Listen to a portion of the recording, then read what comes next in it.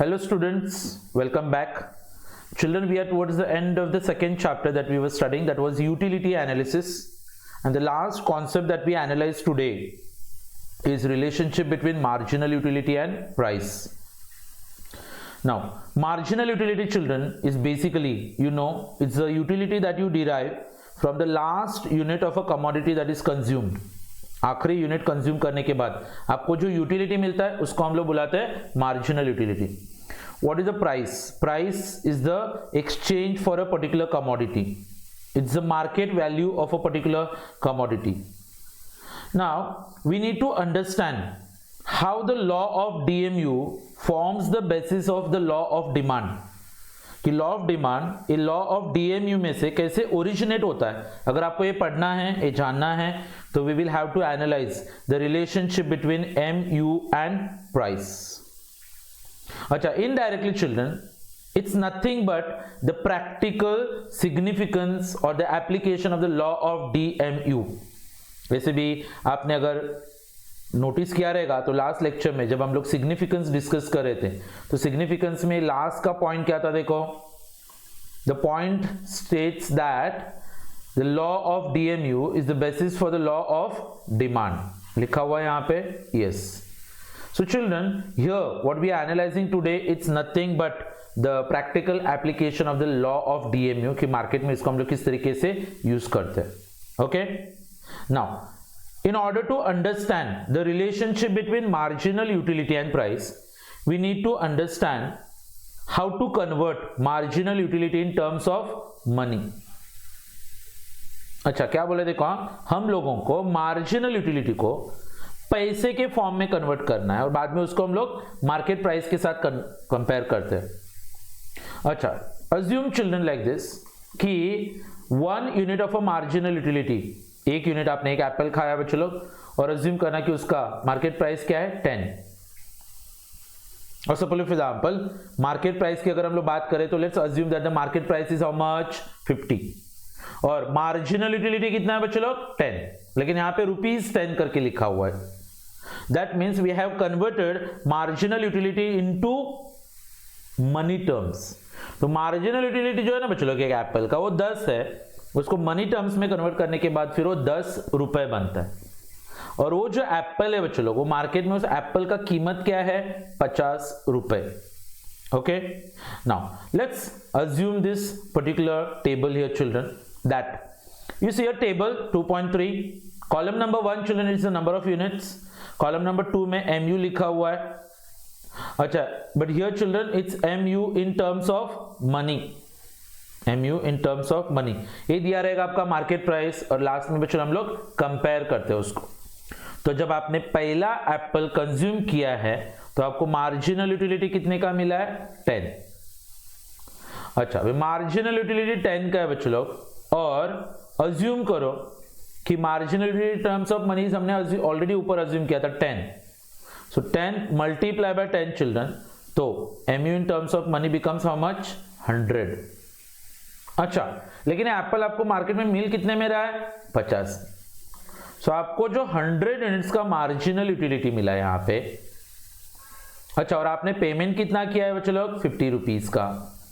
तो you need to understand one concept here children, and that concept says that जो marginal utility आपको मिलता है वो आपका गेन होता है, वो आपका प्रॉफिट होता है, वो आपका फायदा होता है. और जो पैसा हम लोग पे करते हैं मार्केट प्राइस, वो हमारा लॉस होता है बच्चे लोग. तो यहाँ पे आप देख सकते हो कि आपको यूटिलिटी कितने का मिला है? 100 का. आपने पेमेंट कितने का किया है? 50 का. सो हमने यहाँ पे ग्रेटर का साइन यूज किया है, मतलब योर प्रॉफिट और your gain is more then your loss. तो आप मुझे बताओ चलो कि ये पहला वाला जो एप्पल है ये आप परचेस करोगे क्या नहीं करोगे? करोगे. क्यों?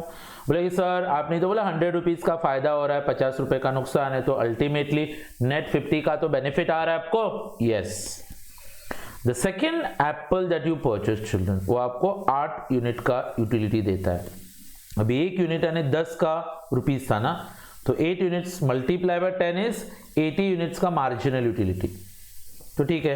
वापस से बच्चों मार्केट प्राइस तो कांस्टेंट ही रहेगा, नो डाउट, क्योंकि देखो तुमको कितना यूटिलिटी मिलता है उसके हिसाब से वो सेब बेचने वाला आदमी उसके हिसाब से पैसा चार्ज नहीं करेगा। बोले देख पहला वाला एप्पल तूने कहा तेरे को ज्यादा यूटिलिटी मिला, तेरे को ज्यादा पैसे देना पड़ेगा। फिर आप बोलोगे दूसरे में से मेरे को कम मिला तो अभी कम पैसा ले मेरे से।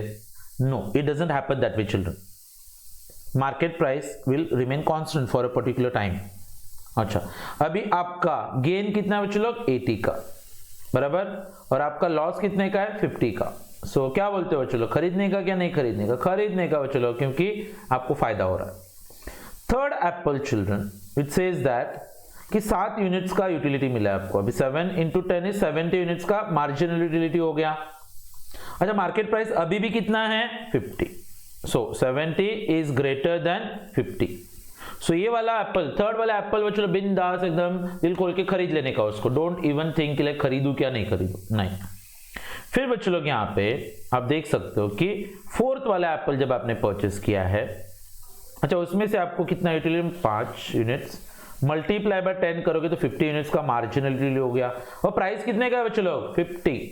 सो 50 और ये भी 50। सो व्हाट डज इट से चिल्ड्रन कि आपको जितना यूटिलिटी मिला है उतना ही आपका लॉस हुआ है, तो दोनों इक्वल हो गए। So can we say that children MU is become equal to price. बच्चों लोग ये यूनिट नंबर 1, 2 और 3 था ना, इनको हम लोग मतलब बिना झिझक के खरीद लेते हो। You don't even have a second thought whether to buy or not to buy. And children that is why they will be known as intra marginal units. जब तक marginal utility for X is greater than the price of X, they are known as intra, they are purchased outright। लेकिन जब fourth unit पे आए हम लोग, fourth unit, तो आपको फायदा हुआ 50 का, नुकसान हुआ 50 का। फिर आप सोचते हो अरे खरीदूं क्या नहीं खरीदूं, फिर आप बोलते हो अरे प्रॉफिट नहीं हो रहा, फिर आप बोलेगे अरे लॉस भी तो नहीं हो रहा ना, चलो लेट मी बाय। अच्छा, ऐसे यूनिट्स को बच्चों हम लोग मार्जिनल यूनिट्स बुलाते हैं। when MU of X becomes equal to price of X। लेकिन इसके आगे बच्चों लोग जब आपने फिफ्थ वाला एप्पल परचेस किया, 3 यूनिट्स मल्टीप्लाई बाय 10 करोगे तो बच्चों आपको 30 यूनिट्स का मार्जिनल यूटिलिटी आएगा इन टर्म्स ऑफ मनी, बराबर। अभी और मार्केट प्राइस अभी भी कितना है? 50। 30 का यूटिलिटी मिल रहा है और 50 का आप पेमेंट कर रहे हो। सो कैन वी से कि आपका गेन कम है और आपका लॉस ज्यादा है। फिफ्थ वाला एप्पल अगर एक रैशनल कंज्यूमर खरीद सकता है क्या बच्चों लोग? नहीं, ही वोंट बाय दैट। अच्छा, मतलब ये हो गया बच्चों लोग कि फिफ्थ वाला एप्पल आप रिजेक्ट करोगे। सिक्स्थ वाला एप्पल कितना यूनिट्स का यूटिलिटी मिला है बच्चों लोग? 1 मल्टीप्लाई बाय 10, तो marginal utility in terms of money is 10 और मार्केट प्राइस कितना है बच्चों लोग? 50। मतलब आपका गेन कितना है? 10 और आपका लॉस कितने का है? 50। इसका मतलब योर लॉस इज ग्रेटर। तो 6 वाला एप्पल विल यू परचेस और reject? No, he will reject it. Why? Because the payment that you are making is more than the utility that you are getting. तो बच्चों 1, 2, 3 intra marginal units होते हैं। Unit number 4 is called as marginal unit and unit number 5 and 6 children they will be referred to as extra marginal units. They are rejected outright. Okay, समझ में आया सबको? तो बताओ ये टेबल में आप कितने एप्पल्स खरीद सकते हो? 4। मतलब एक कंज्यूमर को पता चलता है कि आप फोर्थ यूनिट पे अपना कंजम्पशन रोक दोगे। अभी आप थोड़ा सा टेबल को एनालाइज करो बच्चों लोग। आप एक सेलर हो, आपने एक एप्पल का प्राइस कितना रखा है? 50। अच्छा, सामने वाले ने कितने एप्पल्स परचेस कर लिए हैं? 4। अच्छा, सामने वाला फिफ्थ वाला एप्पल खरीद रहा है क्या? नहीं खरीद रहा है। क्यों? क्योंकि प्राइस ज्यादा हो गया है। अभी आपको लगता है कि नहीं मुझे फिफ्थ वाला एप्पल भी बेचना ही है। फिलहाल मार्केट का डिमांड सिर्फ 4 एप्पल्स का है, फिफ्थ वाला एप्पल भी अगर आपको बेचना है तो आप क्या करोगे? क्या बोला? सस्ता करोगे? यस, आप उसको सस्ता करने वाले हो। फिलहाल वो 50 रुपए का है, कितने में करोगे तो बिकेगा? 30 रुपए। चलो, आपने फिफ्थ वाले एप्पल का प्राइस 50 रुपए से 30 रुपए किया और आपका फिफ्थ वाला एप्पल भी बिक गया। हाँ, तो अभी मार्केट का डिमांड कितना हुआ चलो? 5 एप्पल। थोड़ी देर पहले कितना था? 4 एप्पल।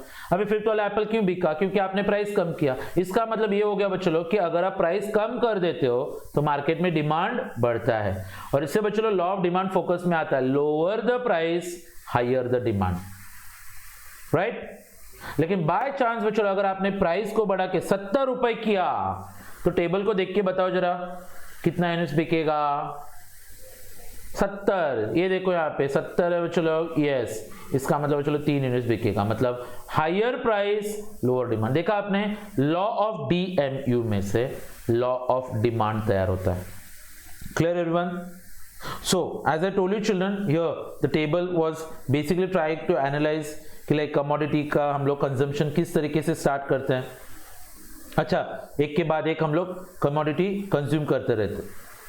अच्छा, जैसे जैसे बच्चों लोग हमारा मार्जिनल यूटिलिटी है वो आपको पता है क्या होता जाएगा, डिमिनिश। कब? With every units further added. अच्छा, जब हम लोग मार्जिनल यूटिलिटी को मनी टर्म्स में कन्वर्ट करते हैं, so one can easily compare it with market price, और जो हमने अभी अभी टेबल में पढ़ा है पूरा का पूरा। अच्छा, अभी देखो, पहले 3 यूनिट्स जो हमने कंज्यूम किए, for the first 3 units that you consume. अच्छा, आप क्या ऑब्जर्व करते हो, that marginal utility in terms of money is greater than the price paid. मतलब क्या, a consumer will willingly buy this units since the benefit derive from the product is more than the price that is paid. लेकिन जैसे हम लोग 4th unit की तरफ आते हैं तो marginal utility and price they will become equal. अच्छा, इक्वल होने के बाद फिर वो कंज्यूमर सोचता है कि he has to think also of buying the 4th unit. अच्छा, लेकिन जैसे 5th और 6th यूनिट की बात करोगे तो marginal in terms of money is less than the market price that is paid. तो a consumer will not buy those further units once the equality between MU and price is ऐसे। एक बार MU और price equal हो गया तो समझ जाने का कि कंज्यूमर आगे का यूनिट्स परचेस नहीं करेगा। और इसमें से बच्चे लोग हम लोगों को मिलते हैं कुछ 3 अलग अलग कॉन्सेप्ट्स। अच्छा, यूनिट्स जो कंज्यूमर एकदम विलिंगली परचेस करता है क्योंकि MU ज्यादा है, किससे ज्यादा है, प्राइस से, तो ऐसे यूनिट्स को हम लोग क्या नाम देते हैं बच्चे लोग, they are called as intra marginal units where MU will be greater than P। अच्छा, after that children, जब MU becomes equal to the market price, MU is equal to P, तो ऐसे यूनिट्स को क्या नाम दोगे आप, they are called as marginal units। अच्छा, इसको हम लोग कंज्यूमर इक्विलिब्रियम बुलाते हैं। अच्छा, और those unit children which a rational consumer is not willing to buy and consume whereas to pay more than the MU are called as extra marginal units। जब MU is क्या, less than P, तो MU is greater than P, you call it as intramarginal। MU is equal to P, marginal, and MU is less than P, you call them as extra marginal। So when marginal utility of commodity X is equal to the price of commodity X, so it will be known as a consumer attains equilibrium। ठीक है, सो इस तरीके से बच्चों लोग ये जो law of DMU है इसने एक रास्ता साफ कर दिया था लॉ ऑफ डिमांड के लिए, क्योंकि लॉ ऑफ डिमांड बच्चों लोग इसमें से ही ओरिजिनेट होता है। ठीक है, now suppose here we can just go across some questions here। In the law of diminishing marginal utility, Alfred Marshall assumes that marginal utility of money increases, decreases, remains constant, अच्छा, और rises and then falls। तो I think assumption ये था बच्चों लोग कि like marginal utility of money remains constant, ऐसा assumption देखा था हमने। Now as per the law of DMU, measurement of utility is assumed to be, law of DMU के हिसाब से मार्जिनल यूटिलिटी का मेजरमेंट कौन सा होता है बच्चों लोग, कार्डिनल होता है। कौन सा होता है, कार्डिनल मेजरमेंट, अजम्पशन के हिसाब से। ठीक है, अच्छा, then MU of the commodity becomes negative when TU of a commodity is, MU negative कब होता है बच्चों लोग, जब TU फॉल होता है तब। डायग्राम को याद करना है आपको।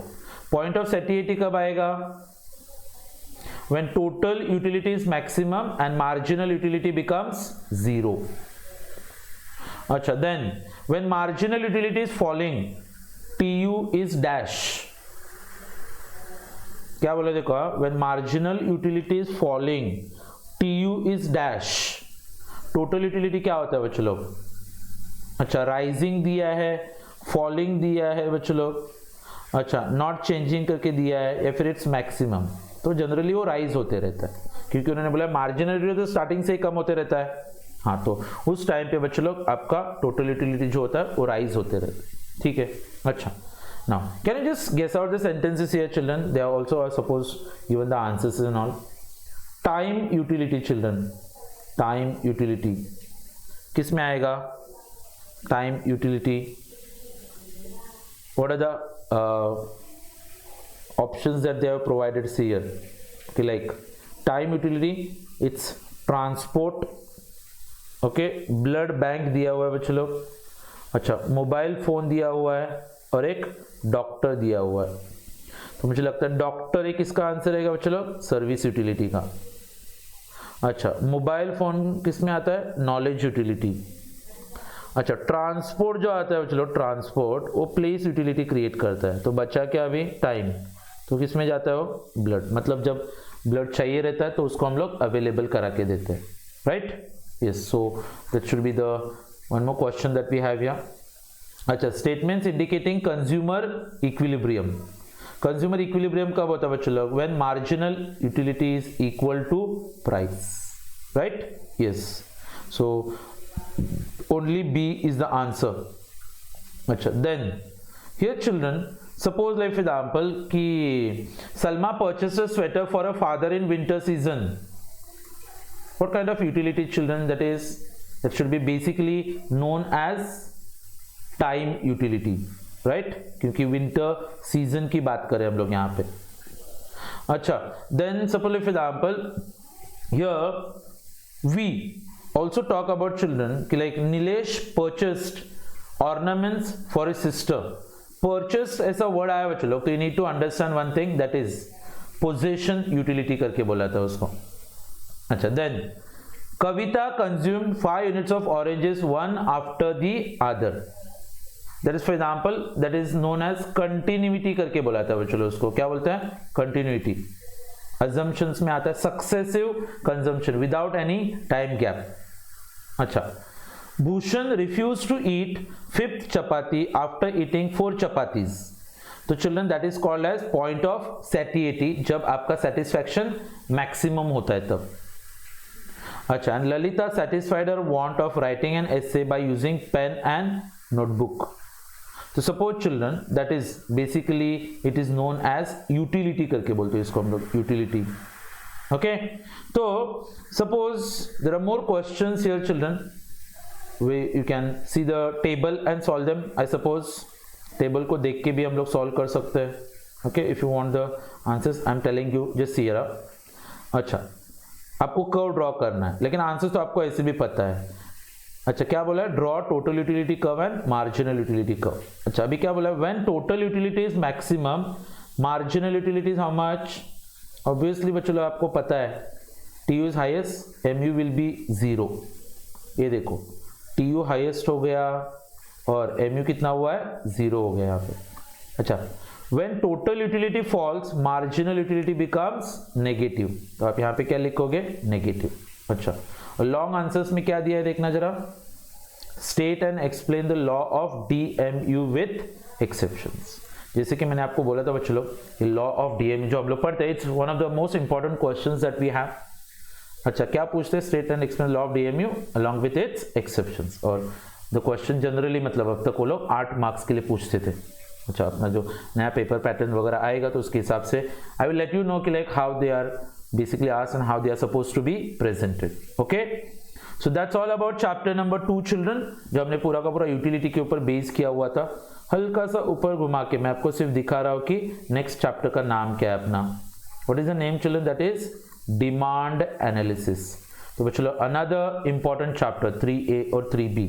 तो नेक्स्ट लेक्चर में children I will be starting with chapter number 3A and the topic is demand analysis. बच्चों लोग आपको थोड़ा सा टच में रह के पढ़ते रहना है. कभी भी कुछ डाउट्स है, आपको समझ में नहीं आ रहा है, you can get my number from your classes, और आप मुझे कांटेक्ट भी कर सकते हो बच्चों लोग व्हाट्सअप करके. कुछ क्वेश्चंस का आंसर्स नहीं आ रहा है, कुछ डायग्राम्स नहीं समझ रहे हैं, anything children, you can get your doubt solve. Don't worry, don't hesitate to ask. Okay, so that's all for today. Take care everyone. See you in the next lecture. Bye.